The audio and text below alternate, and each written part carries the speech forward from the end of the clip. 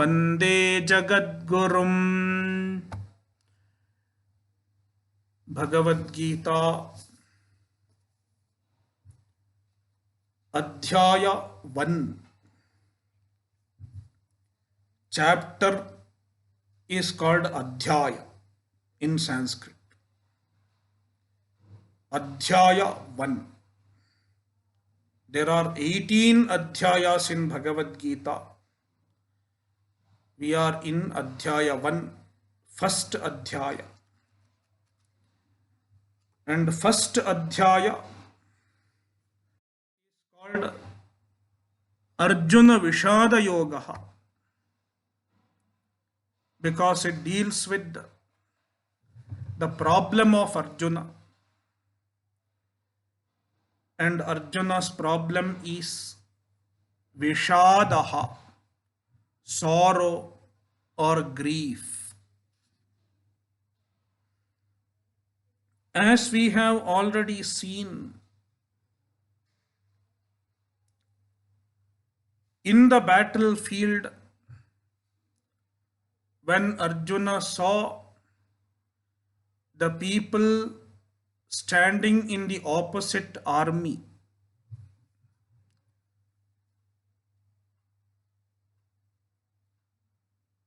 he could not withstand the idea of fighting with his own relatives and his own elders, whom he loved and respected. Therefore, he ended up in sorrow, in grief. And because of grief, he is deciding to retreat from the war. Instead of fighting the war, which is his duty, he is deciding to retreat from the war.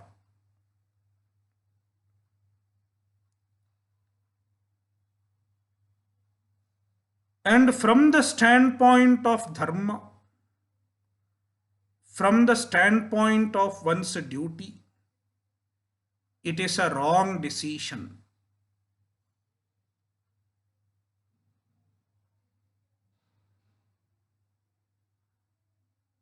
For example, if a doctor in the operation theater, if a doctor says, I am afraid of operation, I cannot see blood, therefore I will not do operation in the operation theater, is it a right decision? It cannot be. The doctor's duty is to save the patient's life. And in order to save the patient's life, the doctor has to operate, do surgery. It will have some pain. The doctor will have to cause some pain to the patient.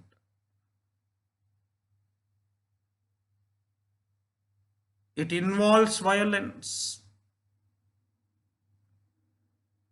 But in the meantime, it is meant for a greater good to save the patient. And saving the patient is a doctor's duty. Therefore, a doctor in the operation theater cannot say he'll withdraw from the operation. Similarly, Arjuna's decision to withdraw from the battle is not a right decision. from the standpoint of dharma. Arjuna being a Kshatriya, it is his duty to protect the country, to protect the dharma, to protect justice. Therefore, to fight a legitimate war, the legitimate war of Mahabharata, is his duty.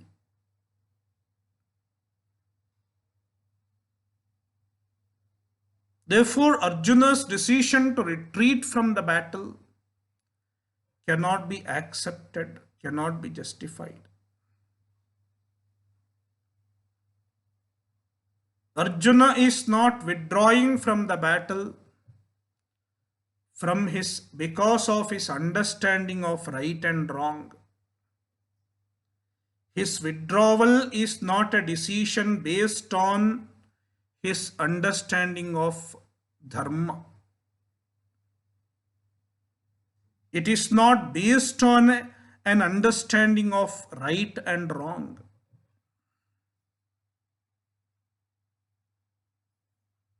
It is not based on moral and ethical values. Instead, the decision is made out of emotional weakness. Most often, we make decisions in life because of our weakness. Despite knowing that it is a wrong decision, in the heart of heart. In the heart of heart, we know that it is a wrong decision. Yet, out of temptation, out of weakness, we make the decision. And then our mind has a tendency to justify the wrong decision, to find justice, to find justification in favor of the wrong decision. This happens most often. For example, one day you felt that you don't want to attend Bhagavad Gita session. Nowadays it is not difficult. You don't have to go to the venue.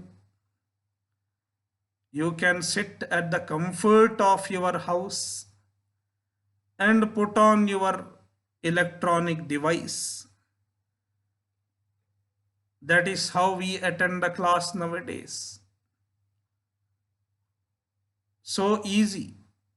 You don't have to commute. You don't have to find a place in the classroom. So comfortable.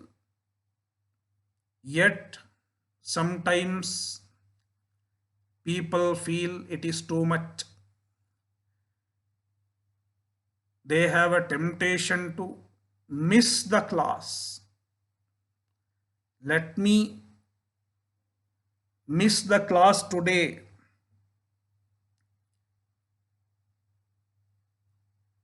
Because of laziness,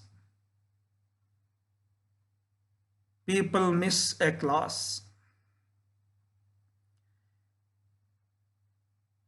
But out of laziness, if you don't attend the class, it is not correct.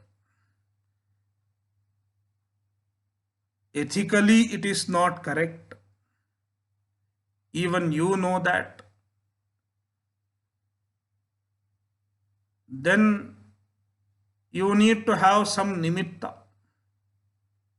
some reason that made you miss the class. Then you find some reason. Today I had slight headache. Headache is not there.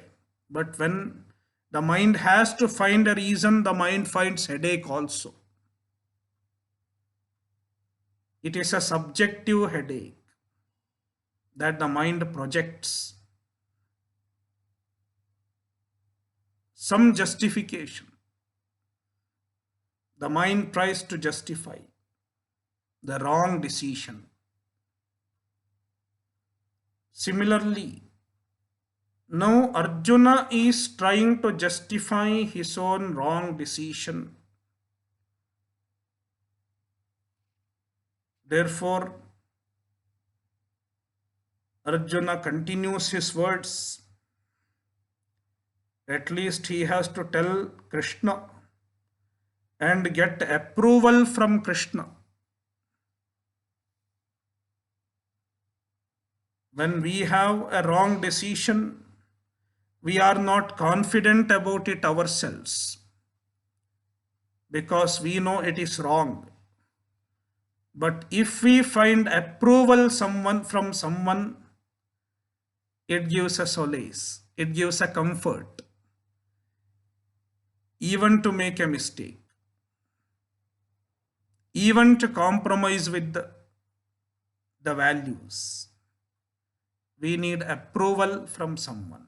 Yes, you are doing the right thing. If you find the approval, then you are in comfort. So now Arjuna is making a wrong decision. He knows it in the heart of his heart. But in the meantime, his mind is trying to find some justification. And he also wants approval from Krishna. Therefore, he is telling Krishna. He is trying to justify his own decision to Krishna. Nimittani cha pashyami. We will read next shloka. Shloka 31. We have completed up to 30. Now 31. Nimittani cha pashyami. Viparitani Keshava.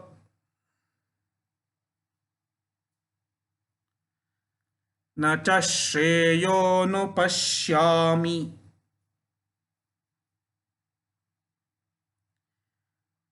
Hatva swajanamahave.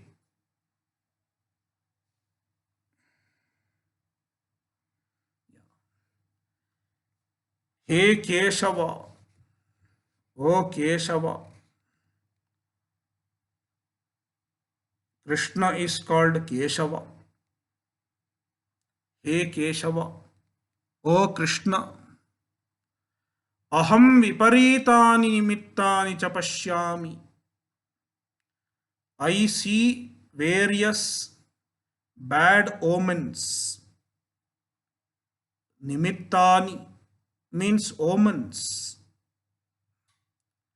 There are so many bad omens called apashakunam. There are two types of shakuna.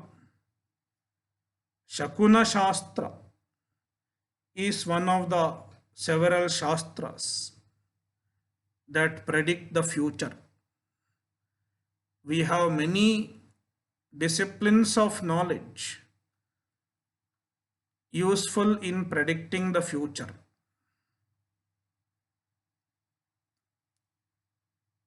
One such shastra is called Shakuna Shastra. There are various shakunas, omens. Some indicate some good things that is going to happen. It is called Shubha Shakunam. and sometimes there is apashakuna, certain indications or something bad going to happen. Now Arjuna says he is seeing some bad omens. Viparitani nimittani means apashakuna. And there are certain viparita nimitta mentioned in the Shastras, especially in the Shakuna Shastra, like Vamanetra Sphuranam, throbbing of the left eye. Vamanetra Sphuranam. When the left eye throbs, it is considered bad omen. Something bad is going to happen. Similarly, when the black cat passes, even then it is apashakuna. So now Arjuna is trying to justify by saying, by citing some bad omen. Bad omen are seen. Therefore, it may not be a good idea to fight. न च श्रेयोनुपश्यामि हत्वा स्वजनमाहवे. Swajanam ahave hatva. Ahave, in the battle, if I fight my own people and if I kill my own people, what good is it going to cause? What am I going to gain by killing my own relatives? This is another justification. Ahave swajanam hatva shreyaha na anupashyami. I do not see any good in killing my own people. Swajana, in the battle.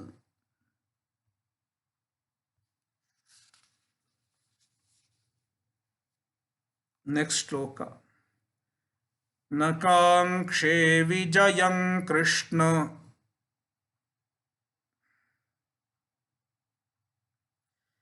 na cha rajyam sukhani cha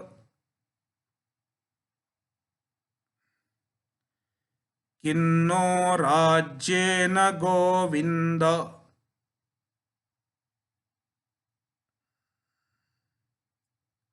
kim bhogairjivitena va.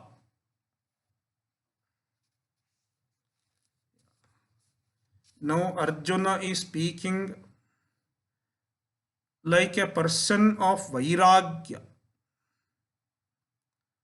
a man of dispassion, as though he is a sannyasi.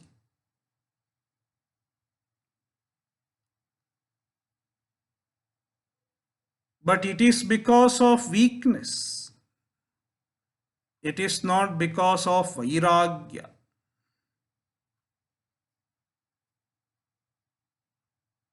Arjuna does not have that kind of a vairagya that he will say, I don't want kingdom. How do you know this? If you read Mahabharata, you understand that until the beginning of the war, Arjuna was eager to fight and win the kingdom. Arjuna wanted to win the kingdom by defeating the Dhartarashtras. But now all of a sudden, out of weakness of the heart, he says, I don't want kingdom.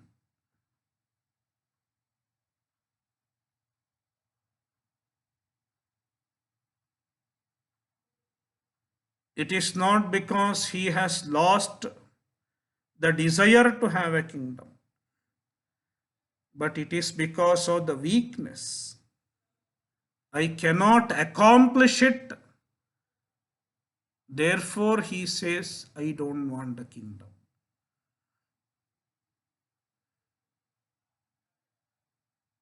It is like a student who is very much afraid of exam,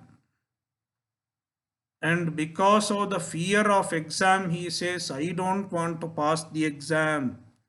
Who wants marks? Who wants to pass the exam?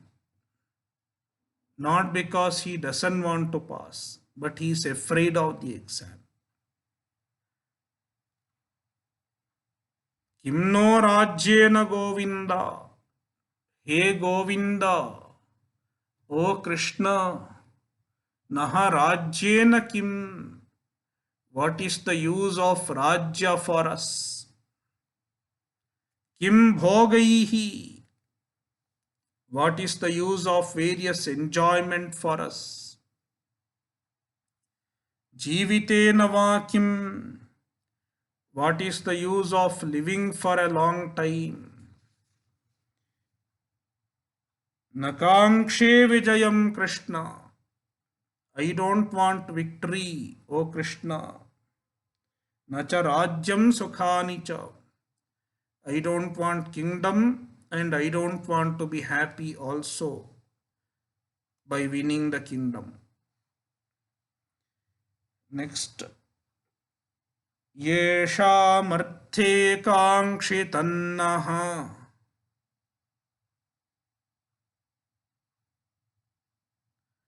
Rajyam bhoga sukhani cha.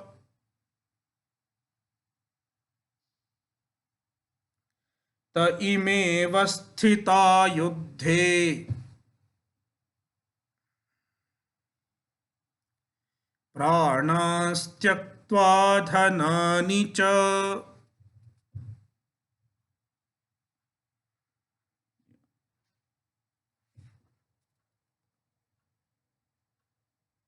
So he is justifying further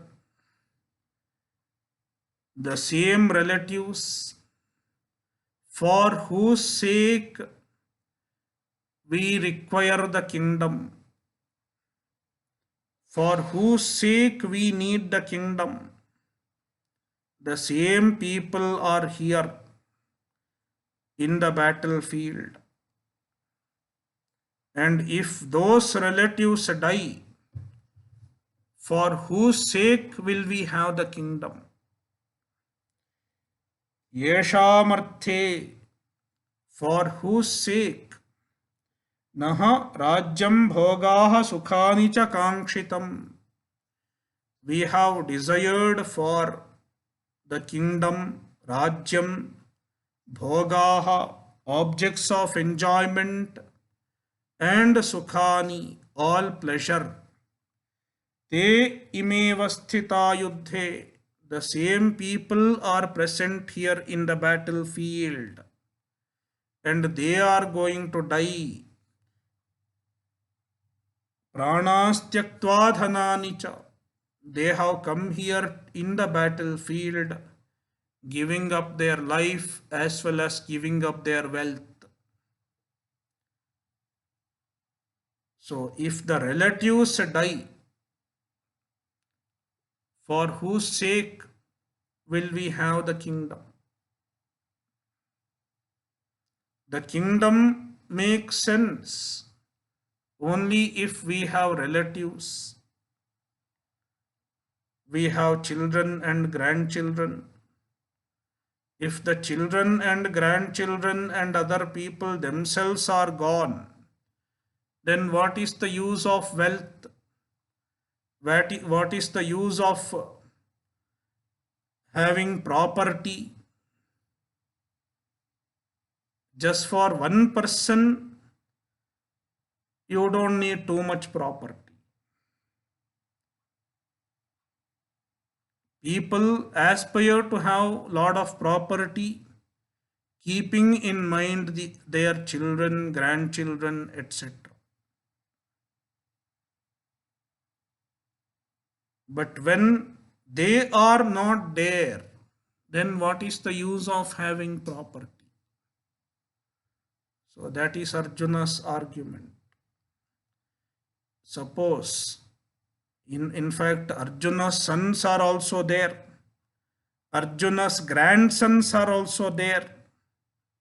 And if they all die, what is the use of kingdom? These arguments seem to be sound, but even this argument is fallacious because Arjuna is not fighting for his son or grandson. He is fighting for dharma, for restoring the dharma on the earth, for destroying the evil ones and protecting the society. The war is fought not for his relatives, not for his children or grandchildren, but it is for the welfare of the society. Arjuna is missing this point in this argument. Acharyah pitarah putraha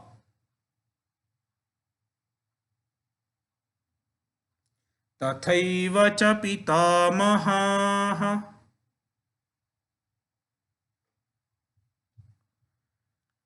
मातुलाश्वशुराः पौत्राः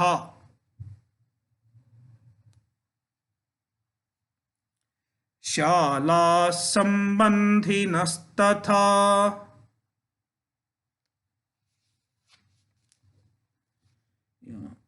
He is mentioning his relatives who are present in the battlefield. Acharyaha, my teachers, Drona, Kripa, etc. Pitaraha, fathers, means the generation of his fathers. Putraha, sons. Tathaiva cha pitamahaha, and also grandparents, grandfathers. Bhishma and other people of his grandfather's generation. Matulaha, maternal uncles. Shvashuraha, fathers-in-law. Pautraha, grandson. Shalaha, brothers-in-law. Tatha sambandhinah, and other relatives. All of them have assembled in the battlefield in both the armies.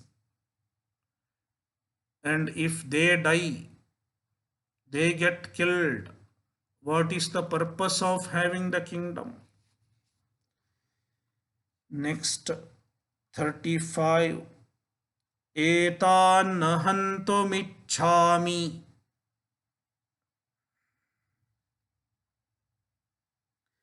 घनतोऽपि Madhusudan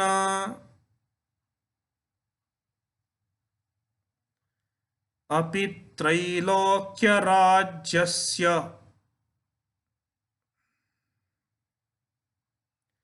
हेतोः किन्नु मही कृते.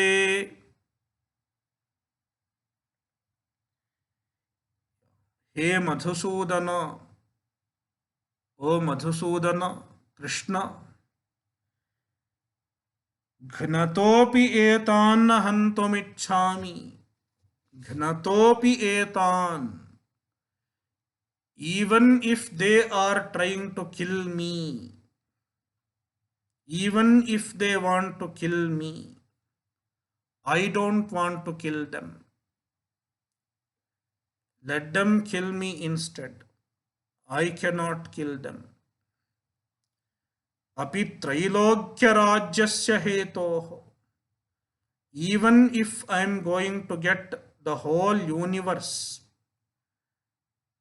even if I am going to get the 3 worlds as the kingdom, even then I am not going to kill them. Kim no mahikrite. Then what is the point of killing them just for a small piece of earth?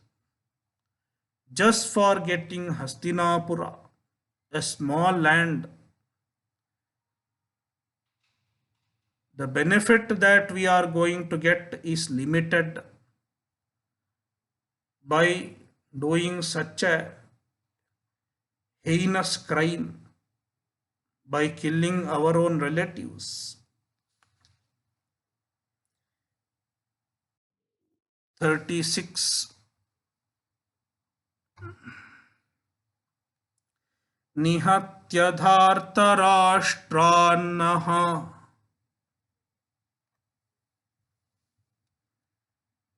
का प्रीतिः स्याज्जनार्दन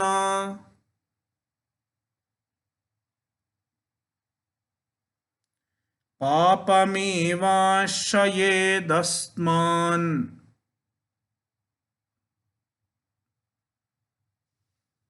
हत्वैतानाततायिनः.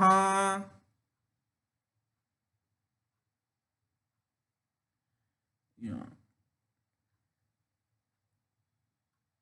Now Arjuna says that even killing the Dhartarashtras, who are the primary enemies of the Pandavas and the primary criminals for destroying who the Mahabharata war is being fought. Even killing them is not going to serve any purpose. This is Arjuna's argument, which is totally opposite of what they have been discussing before coming to the battlefield. Before coming to the battlefield, all of them wanted to destroy the Dhartarashtras because they understood that there is no other way than giving them capital punishment. And it is apt, it is very much in accordance with the dharma to kill the Dhartarashtras, Duryodhana, etc. But now Arjuna is speaking the opposite. He is contradicting the decision made by the Pandavas as well as Krishna. Nihatya dhartarashtrannah ka priti syat janardana. He Janardana, another name of Krishna. Dhartarashtran nihatya, killing Dhartarashtras, killing Duryodhana, etc.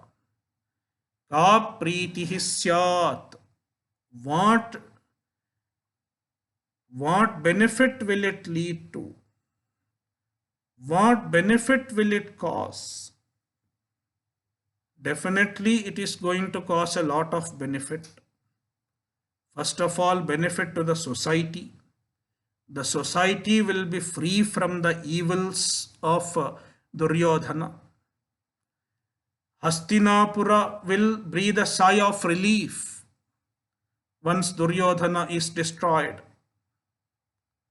All the people, all the citizens of Hastinapura will be relieved from the evils of Duryodhana. It is one benefit which the society will experience.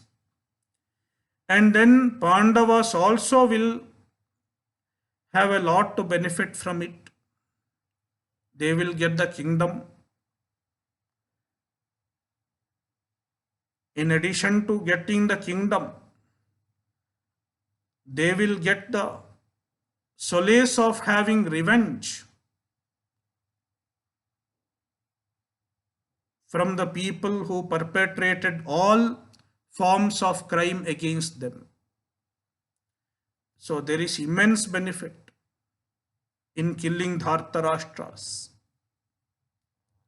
But Arjuna says, what benefit will it cause? Swajanam hi katham hatva sukhinasya madhava. Dhartarashtras are our people. Now Arjuna feels so. The Dhartarashtras are our own people, our own blood. Swajanam hatva, by killing our own people, our own cousins. Katham sukhinasyama, how can we be happy?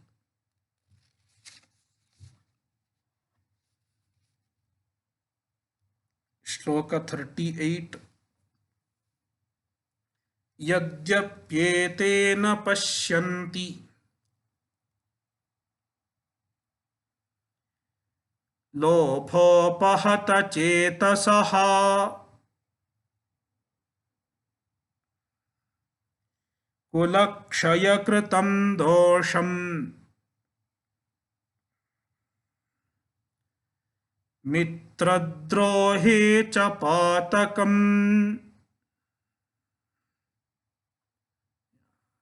Now Arjuna brings in another type of argument. If a dog bites you, you don't bite the dog. The Dhartarashtras are evil ones. They don't understand the right and wrong. But we can see what is right and wrong. Just because they are doing a wrong work, we should not do wrong. This is another argument. Seems to be sound, seems to be correct, but even in this there is a problem.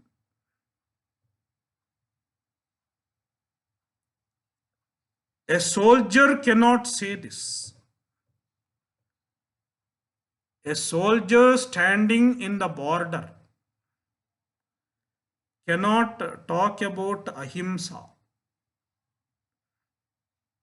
When the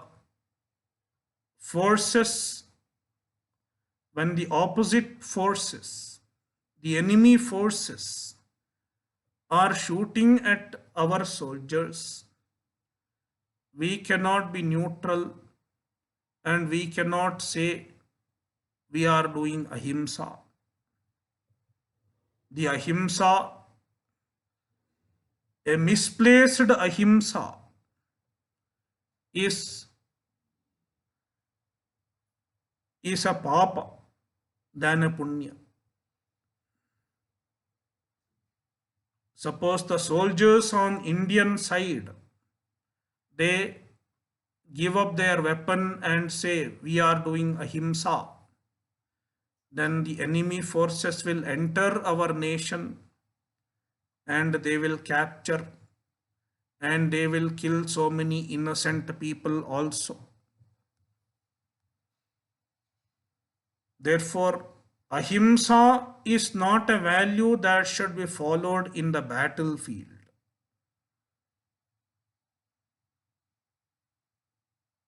Therefore, yadyapyetena pashyanti lobhopahata chetasaha.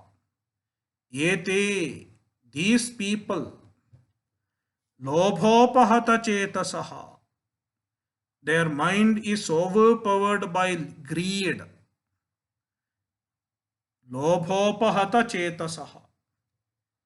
Lobha means greed. Greed has overpowered their minds.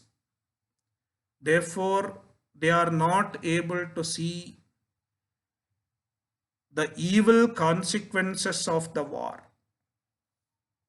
Etena pashyanti. They are not able to see the papa involved in the war. Kulakshaya kritam dosham. He is talking about the evil consequences of the war, the dosha, the evil consequence caused by kulakshaya, destruction of the families. The war will lead to destruction of many families because so many breadwinning male members of the family, they are involved in the war. And when they get killed, it is as good as so many families are destroyed because these breadwinning male members, they are the backbones of the family. If they are gone, the family has lost its male member, its breadwinning man, then the family is as good as destroyed. Therefore, kulakshaya kritam dosham. The war will have the evil consequence of kulakshaya. And kulakshaya will in turn lead to many other consequences. Eventually. Mitradrohe chapatakam. And the war involves another problem of mitradroha. Deceiving one's friends and deceiving one's well-wishers. Enmity with one's own well-wishers and friends.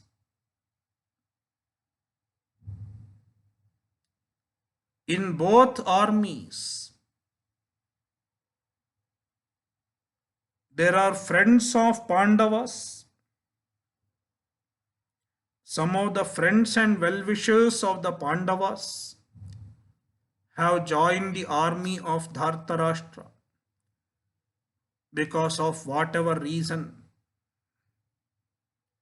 And some of the well-wishers of Dhartarashtra, they might have joined the Pandavas because of some reason. Because they all belong to the same family, Pandavas as well as Dhartarashtras. Therefore, the war will involve enmity with the friends. The friends are turning the enemies. The friends are turning against each other. And when you fight with your own friends, when you make your own friend and well-wisher into your enemy, then it will have papa. It is called mitradroha. Mitradrohe cha patakam. It is another evil associated with the war.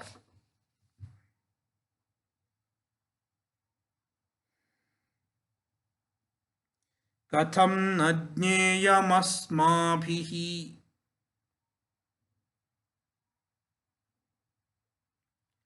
papadasman nivartitum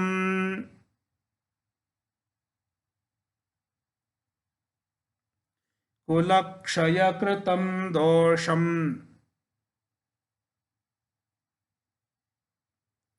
prapashyadbhyarjanardana. Katham najneyamasmabhihi papadasman nivartitum. Asmabhihi, by us. And we are aware of the defects. We are aware of the evil consequences of the war. Kulakshaya kritam dosham prapashyadbhihi. Those who are aware of, we are aware of the dosha, the evils that is going to be caused by kulakshaya. Kulakshaya kritam dosham. Because of kulakshaya, there will be lot of other harms, other problems in the long run. Therefore, asmat papat nivartitum katham na jneyam. Why we should not consider, why we should not decide, katham na jneyam, asmat papa nivartitum, to retreat from this papa, to retreat from this evil of war. Now, Arjuna is describing the evil consequences of kulakshaya. What will kulakshaya lead to?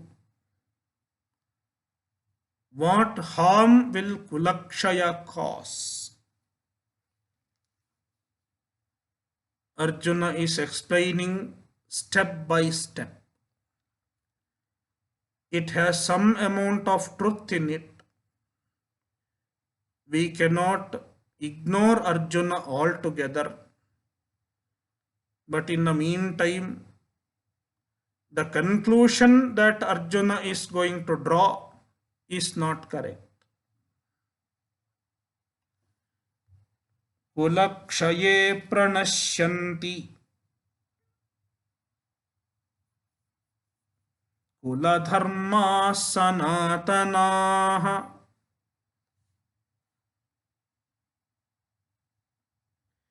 dharme nashte kulam kritsnam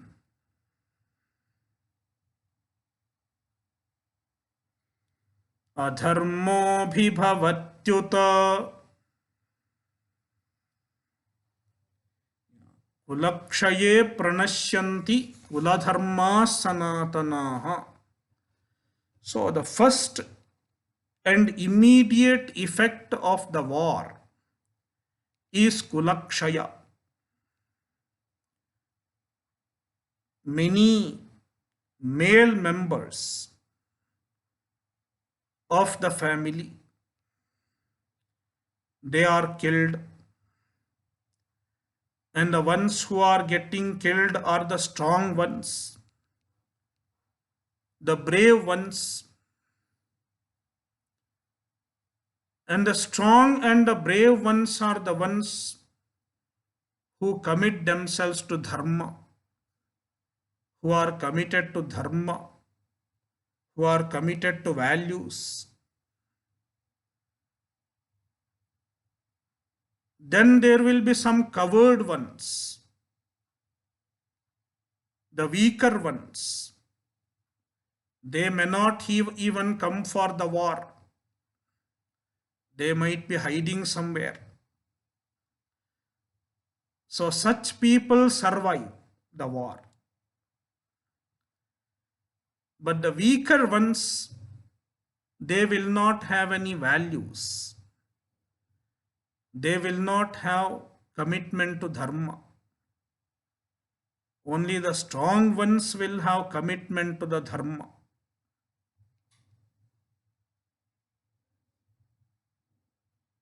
To be committed to dharma, to lead a life of values, one should be strong,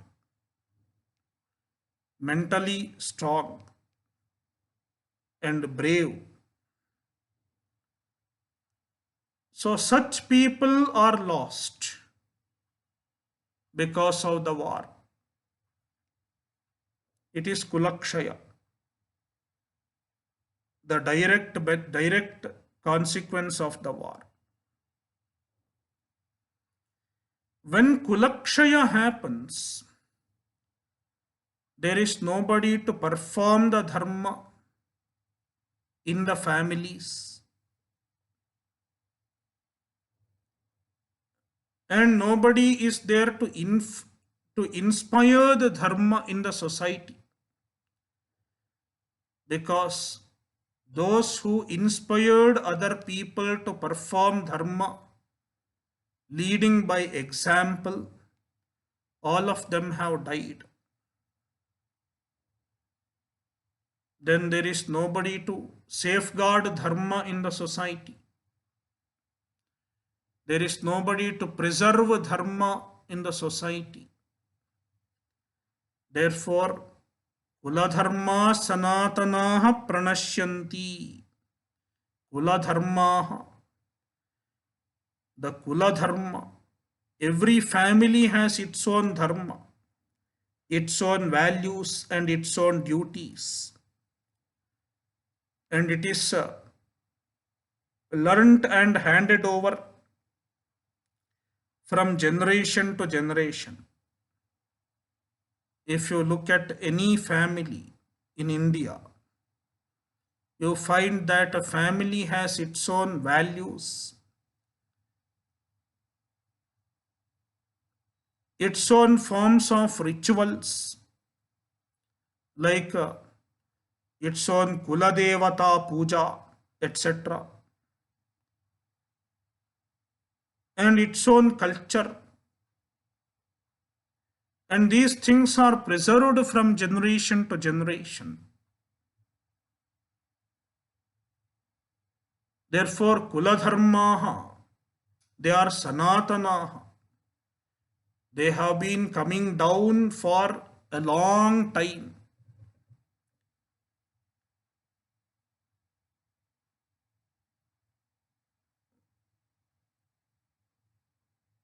For centuries. Therefore, they are Sanatanaha Kuladharmaha. And when there is nobody to perform the dharma, nobody to preserve the dharma, the Kuladharmaha pranashyanti. The Kuladharma collapses. It is lost. And if it is lost for once, it is lost for good, because it cannot be revived easily. The dharma that has come for generations, if it is lost in one generation, it is lost for all following generations. That is what we see nowadays. There are many traditions, many traditional values, many traditional ways of life that has come down through generations. But in one generation they give it up because of, in the name of modernization or whatever. And once it is given up, it is lost for all the following generations. So it is a loss of Kuladharma, destruction of Kuladharma. And once Kuladharma is lost,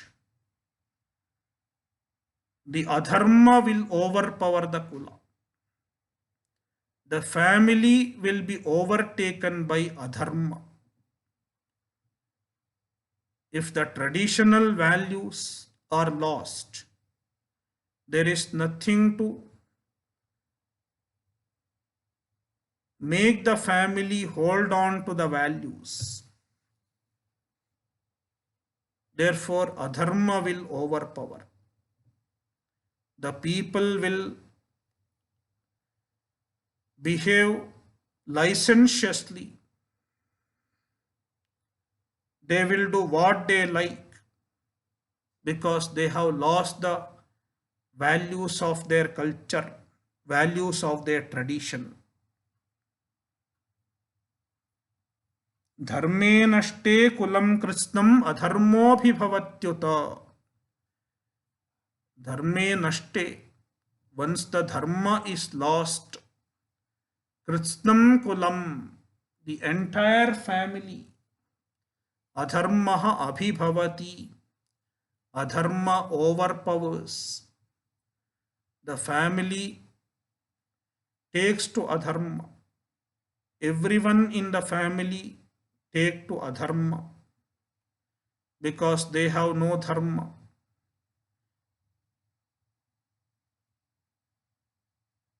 There is nothing to retain them in the path of dharma. Therefore, they take to adharma. So, further consequences of kulakshaya we will see in the following session.